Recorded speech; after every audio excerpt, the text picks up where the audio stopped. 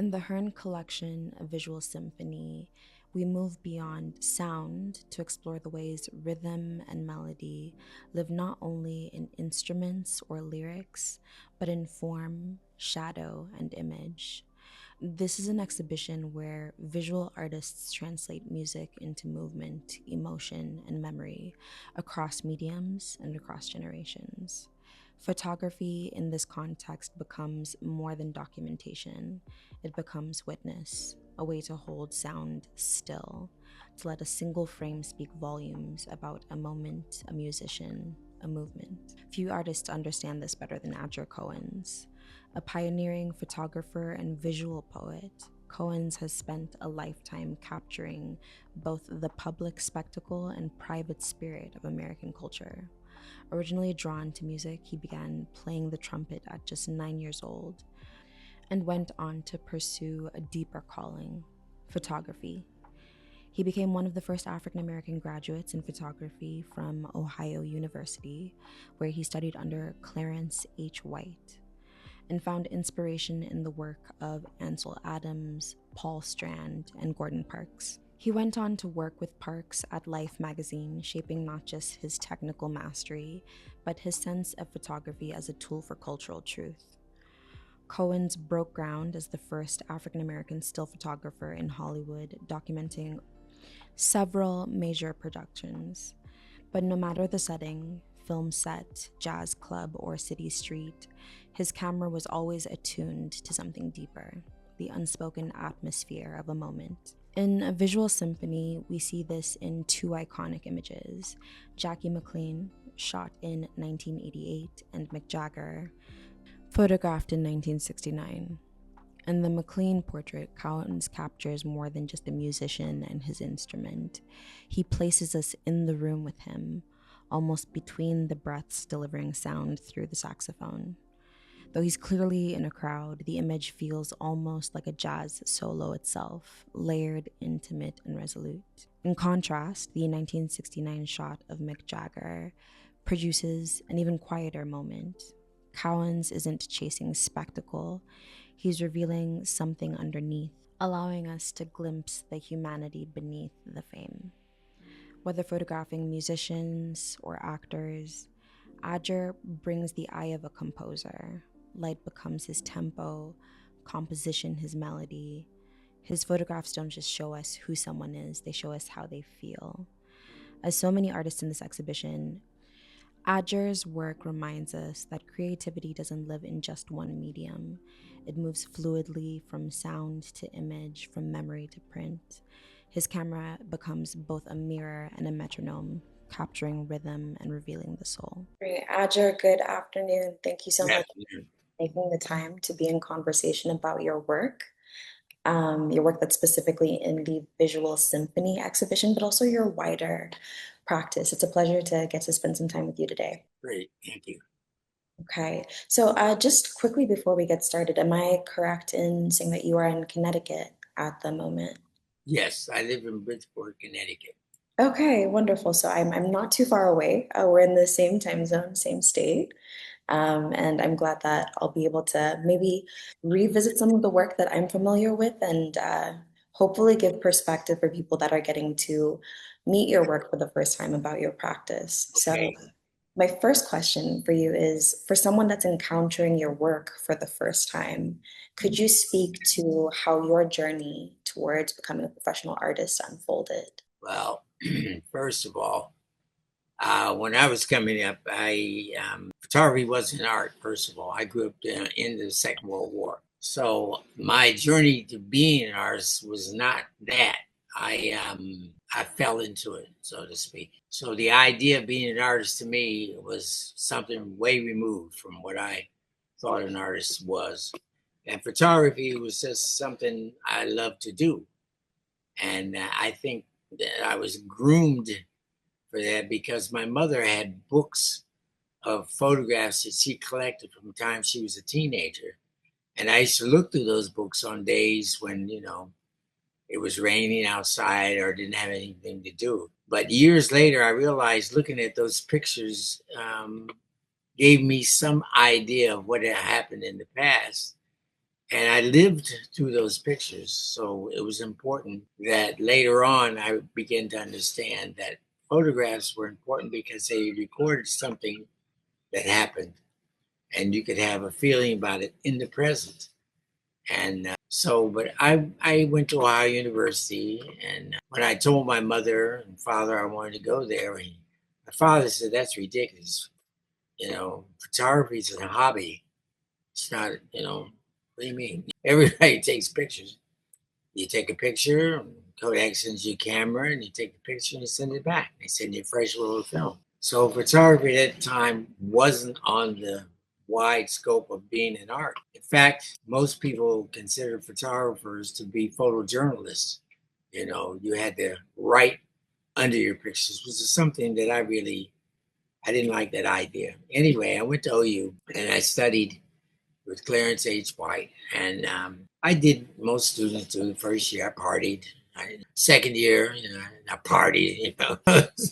I was having a good time because I left home. I was meeting new people my age, and we were having fun. But then I think the third year it got serious for me because the idea of taking a picture and somebody else looking at it, I realized that it was a way into their head what they would say about an image. They would come from where they were, but it would give me an idea of who they were. So it got to be more serious then.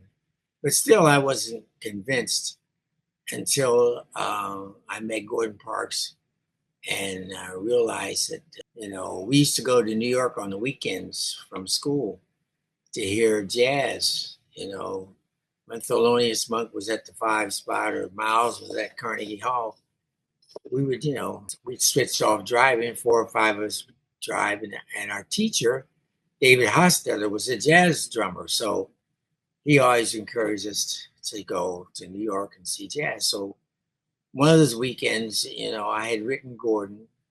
My father or my uncles, my father's youngest brother said, "What are you doing? You just wasting time here." He said, "Why don't you find somebody black?" Well, in those days, find a Negro who's doing what you wanted to do. I said, "There aren't any. I don't know any." And all my teachers were white. And so I asked Walter Allen. He seemed to be kind of hip, and he lived in New York. So I asked him if he knew of any black photographers. And he said he thought there was a guy, Gordon Parks of Life magazine. So I wrote Gordon a letter and told him I was in school and I came to New York every now and then. So he said, "Next time you're up, give me a call." So I called him and I went up there and to White Plains train station. And as I was waiting for him, I saw this beautiful Corvair with a white interior leather and the top down and a black man driving. He said, "I'm Gordon Parks." And I said, "I'm going to be a photographer." At that time, we're talking about 1956. There were no black people I knew driving that kind of car. And we went to his house. He lived in a real modern split level house with a round driveway, and he had a swimming pool. I mean, come on, I'm a little square dude from Ohio. Anyway, when I got out of school, I went back to New York and I checked into the Y downtown, 34th Street. I called Gordon. He said, "Where are you?" I said, "I'm in the Y." He said, "Get out of there." He said, "Come up here." And so I went up to White Plains. And he said, "What are you going to do?" I said, "Well, I don't know." He said, "Well, why don't you live here with me and my family and work with me at Life Magazine?" So that's how it kind of all got started. That's really wonderfully rich to hear the touch points to music so early on, be a part of how you came to build out your art practice and how photography specifically became your signature medium. Your work specifically spans quite a bit of things. I'm thinking of some of the works that feel like they're a little more abstract versus these images that you've created that are wonderful documentations of moments in time. And they invite very different modes of perception. Could you speak to what those different mediums allow you to express that others cannot and how they interact in your overall practice? Well, I think image making, you can use anything. Everything is an image. you see. But I think the thing that took me toward painting was the fact that you can do something with your hands. You know, you start with a blank canvas. Now you have to put something on it, you know, and that's a real challenge. Whereas with photography, you know, you have the image there and you shoot it, you know, when it gets to where you think it should be, or at that moment, you know, the exact moment or perfect moment, timing, whatever. But I think that was the big difference between the two. Now, I never mixed the two. I never felt that, you know, painting on photographs or, you know, altering that way. I wasn't interested. I was more interested in capturing a moment in time that would never exist again. I wasn't, you know, the type of photographer who would set up situations and then photograph them. Conceptual. I was not a conceptual. I was wanted to deal with the reality of what was happening in front of me, whether it's in the street or the studio or a portrait. It didn't matter. There are those moments that happen. You just have to be ready for them. Wonderful. Now, to think a little bit about the works that are specifically in this exhibition, which is photograph of Mick Jagger and of Jackie McLean, they're both really testaments to your engagement with both sound and image. Could you share more about the specific works that are featured in the exhibition and how those moments came to be for you to be able to document those people? Well, Jackie Mack was because I love music and I started in music. You know, I love the saxophone, and Jackie McLean was one of those guys I really liked. Um, but I think that day it was an opening there, and he was playing the saxophone for that opening, and I knew the piano player, and I just wanted to capture something that had to do with the feeling of Jackie Mack. You know, that was what that was about. Mick Jagger, I had met Mick Jagger when I went to Brazil in 1968 and into 69. I stayed there almost a year. Anyway, I wasn't interested in Mick Jagger. You know, I was coming from, you know, black music, you know, James Brown, you know, O'Delay, you know, all the guys that I knew. So I wasn't too big on Mick Jagger. I mean, I never bought his records. I never listened to the music. I mean, I heard it, but like, so anyway, we're in the Copacabana Hotel and with my sister and friend Roz Allen. And I'm sleeping. She gets up and she goes down and she says, "Hey," she comes back to the room. She says, "Guess who's down by the pool?" I said, "Who?" She said, "Mick Jagger." I said, "I'm not, I'm going back to sleep. I'm not interested in Mick Jagger." You know? So she said, "Well, he's," I said, "Yeah, get out of the room. Let me sleep." So then later on, I got up and I went down, and he was sitting by the pool with a big hat on. And we started talking, you know. He seemed to be a nice enough guy, very smart, very intelligent. And we just sort of chatted it up. So, you know, we got to be friendly, and we came up to the room and we hung out and I took a few pictures, you know, like that, you know. So after about a week or so, I said, you know, we're going to Bahia. We're going to get out of here. And he said, oh, we're going there too. So the day that we left to go, there were two rainbows in the sky, you know, and we went under the rainbows. Anyway, we got to the airport. We got there to Bahia and we were checking out and dropping him off. And he came running back out. He said, they don't have my reservation. You know, nobody knew about Mick Jagger in Brazil at that time. You know, this is, you know, the 60s, man. Nobody, you know, okay, Mick Jagger. Anyway, my sister said, well, you know, her husband had another house in a place called Itapawong. And he said, you want to stay there, you know, stay with us for a couple of days? And he said, okay. So we repacked all of his stuff and he came to where we were staying in Bahia. And then we got to be friendly. He seemed to be a very intelligent guy, very knowledgeable about money, and he just had good conversation. So we would go down to Itapawong every week, you know, and hang out with him every day. So that's how I got that picture. I don't know if it was one of him looking at me or the one of him sleeping in the show. Which picture is it that's in the show? Looking towards the camera. Sleeping? No, no, no. He's looking around at me. I believe so. Yeah, we're on the airplane on our way to Bahia. Okay. And he said, "Let me take a picture of you." I said, "No, let me take a picture of you." So we had the camera back and forth, but there was never any sense of, I mean, I'm very hard for me. I don't have heroes like that. So he's just another guy to me. It's really beautiful to hear more about I guess the lived moments around the Yeah. inner People and say, "Oh, you were hanging out with Mick Jagger." I said, "No, he was hanging out with me. Let's get it straight, you know." okay. Anyway, that's how that picture happened. And several more. I must have shot about 10 or 12 rolls of him and Marianne. And we became very good friends. Now, after a while, he met Bianca Jagger's father, who was a cattleman, and so they used to go to eat to and he met her. And that was the last I ever saw Mick Jagger. I never saw him after that. Never talked to him.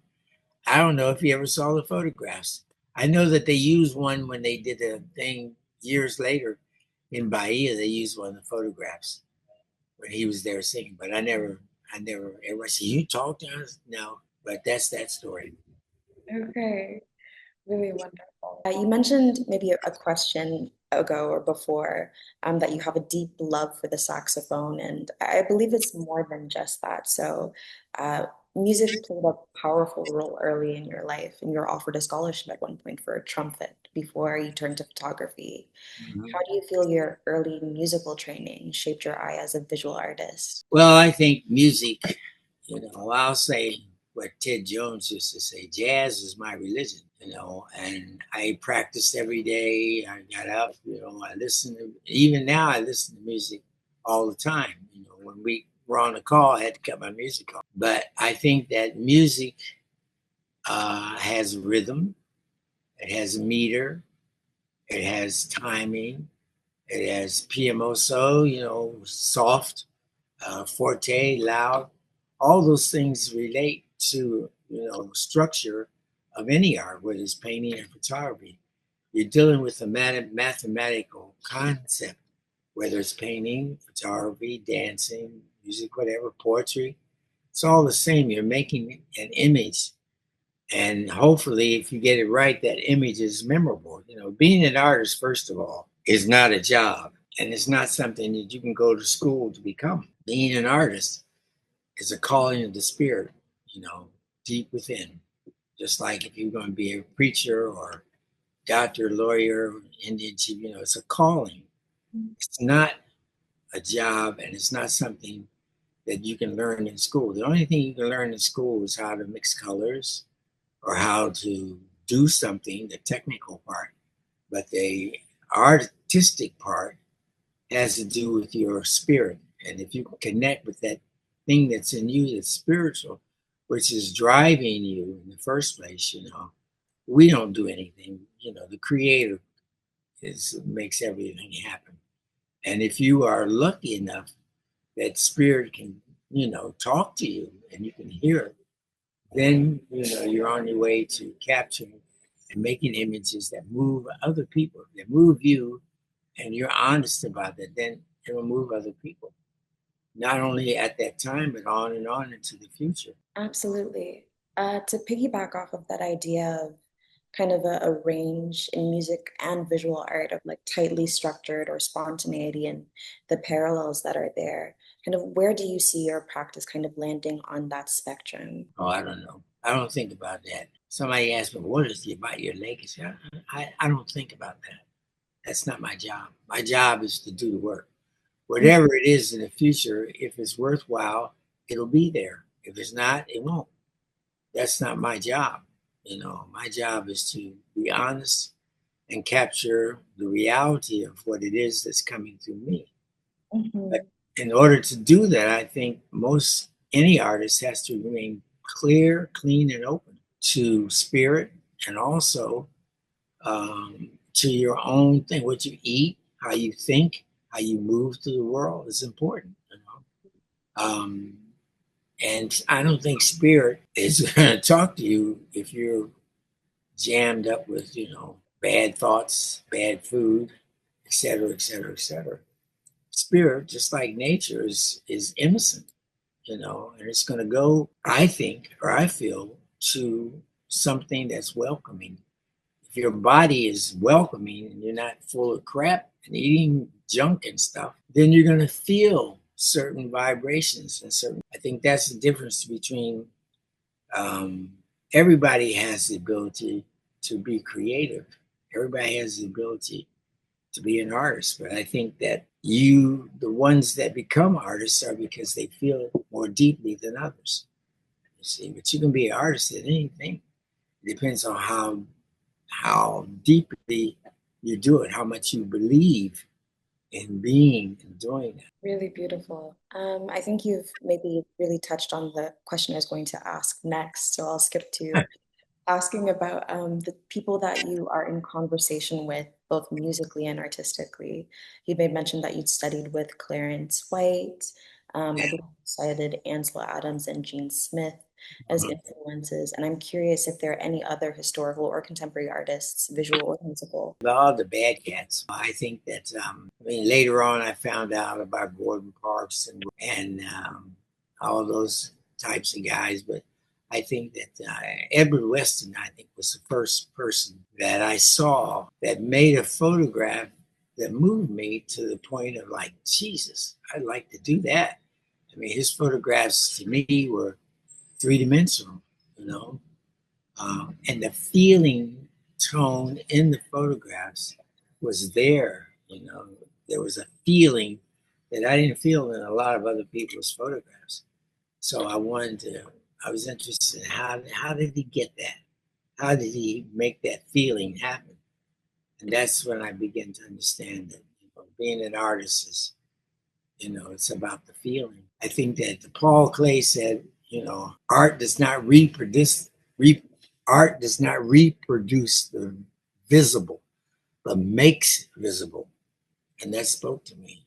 You can do, you can shoot anything, you can paint anything, but does it move people? Does it move people to the point where they talk about it, or they say, "Oh, I like that," or "I don't like that," or whatever. But all the image making for me, why I will always do it is it gives me a way into people's heads. Mhm. I know what I can like them, if I can get along with them, what I can say, based on what they say, because everybody has a visual history. You have a life of looking at visual images from the time you're born. You see, whether it's ads on television or whatever. But whatever somebody says about a photograph, whether mine or anybody else's, it tells me who they are, you know. And people look at me like, I think that's the idea of when you are looking at something, and you have that emotion as an artist, you hook those two things up together, you see. And that's what makes it work to me as a work of art. The artist is a conduit to the spirit, or it's expressed through you. You don't do it. You're not. You ain't shit. Really.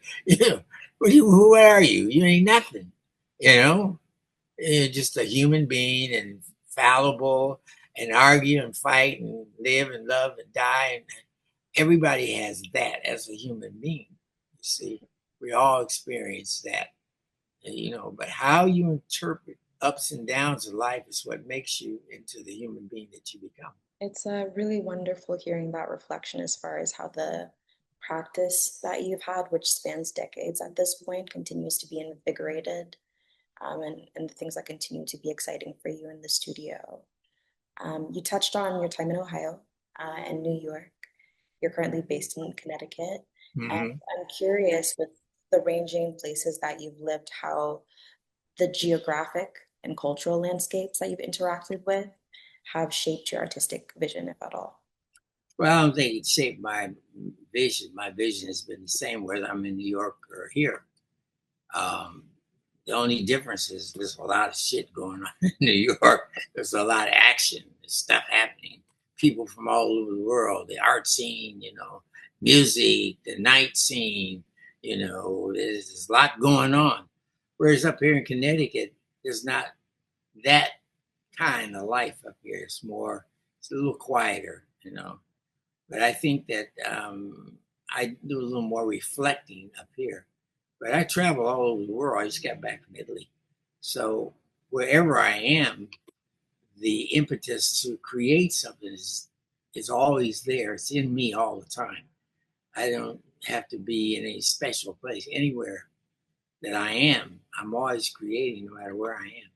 This place makes you happy or you see things differently. If you go to Paris, you see things in Paris that you might see in your own life that look different there. You say, oh wow, the street sweepers, man, working early in the morning, or the restaurants, the way people are sitting and drinking coffee and talking. Oh, it's exciting. You go to Morocco and you see horses, camels, and guys, right? Wherever you are, life is going on. You see, but I think that's what you make images based on the different places you've been. And as an artist, I think you got to get out of wherever you are. Travel. If you don't travel, you don't know nothing. You only know your own little pocket. You're looking into that little pocketbook all the time. Yes, there are people who've done great things and stayed in one place their whole life. But I think if you're going to be a creative being, you have to travel. You have to see, and especially for Black people, because, we're brainwashed and don't know it. We think we're free, but we're not. We talk about it. You can go to the store and you can sit with white people in a restaurant now, big deal. White people go to school with white people, big deal. All these things is bullshit. You're not free. You're still brainwashed. You don't know who you are. You think you know who you are. You go to the schools, you get the education, you come out, and you think you know something because you studied all this Western history and stuff. You don't know nothing about where you come from. Just go to Egypt. That'll blast your mind open. It'll blast your mind. Just go any other place in the world and see how you're treated. People love you in other parts of the world. You go to other parts of the world and people love you. They run up to you. You're Black. They're so excited to see you. You've never had that before. And then when you go to Egypt and you go to Abu Simbel and see the statue of Abu and the Queen 6 stories high, and they're Black, it blows your mind because they told you didn't have any history. They brought you here and made you a slave, and you work in the system. You never think of working the system. We're not taught to work the system. That's why they brainwash it. At one time, Black people, if you're reading a book, they kill you. Reading a book, they would kill you. You could not buy white ice cream. That's how insidious this racism is. And you live still under it without realizing that you have the chance, especially with cell phones and all the information, you have a chance to really define a destiny that you never dreamed of before. And now you have that chance. You don't have to ask white people for nothing. You don't have to get in their little circles and all chummy with them to think that something's going to happen. Nothing's going to happen if you don't believe in yourself. And that's where the road hits the rubber or the rubber hits the road. You have to believe in yourself. You are a human being made by the Creator. Nobody can tell you have dreams, right? Nobody's in your head. When you get up in the morning, who gets up with you? Nobody. You're the only one in your head. You might have a boyfriend, you get up together, hey, baby. But like, you get up in the morning, you get up by yourself. Ideas are swirling around your head are your ideas. You have to, first of all, lay that out there. And if you don't believe in yourself, nobody else will believe in you. You say, oh, I want to do something. If you don't believe it, how do you expect somebody else to believe it if you're not defining that destiny for yourself? And people see it. They say, oh, he's this or that. Because you defined it. And you can see it in people, anybody, any person. You walk in a room, you shake somebody's hand. You say, oh, he's a nice looking brother. You say, how you? And he gives you a wilted hand. How do you feel? You say, ugh, yuck. Oh, wow. You have that immediacy of understanding with you every day. Mm. You choose what you're going to wear that day, you choose, what's going on in your life. You're making these decisions all the time. So why not make the decision for your life of what it is that you really want to do and be? And when you do, you'll be surprised. Spirit will come to help you. Those things that you say you think you can't do or can't have, if you put your heart and soul in, the Spirit will come and help you. Great. Thank you so much for that perspective.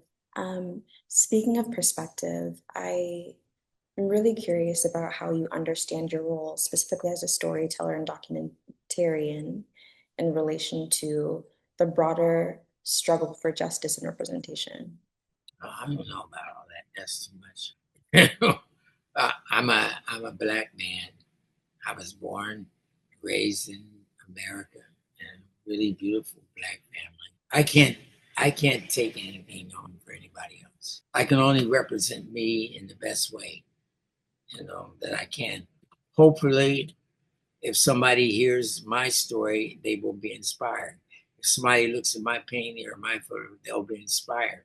That's all I can really hope for, is to be that truthful within me. I can't, the rest of it, I don't know about all that other stuff. Well, then, thinking specifically about your story and your legacy as someone who has followed in the footsteps of many trailblazers and is yourself a trailblazer, what do you hope your work will carry forward for future generations of artists? I don't know. If the honesty of my work and the spirit is in it, it will go. And that's all I can hope for. That I have been able to transfer through spirit, through my body, something that connects to human beings now and in the future. That's all I know. And a concluding question to kind of wrap up our conversation. Hearn Fine Art is marking 37 years of its honoring of artistry and legacy.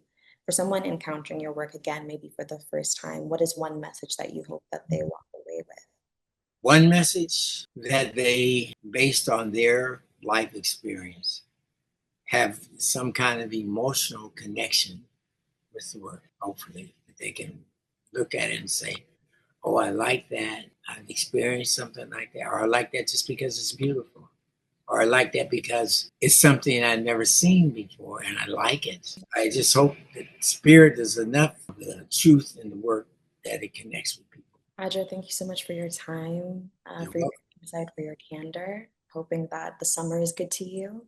And it's just been an absolute pleasure to get to reflect on your work in this time. Thank you so much. Thank you. Okay. What's your name again? Yes, my name is Who? Come again? Louise Manduma. Oh, Louise. That's Yes. my mother's middle name, Louise.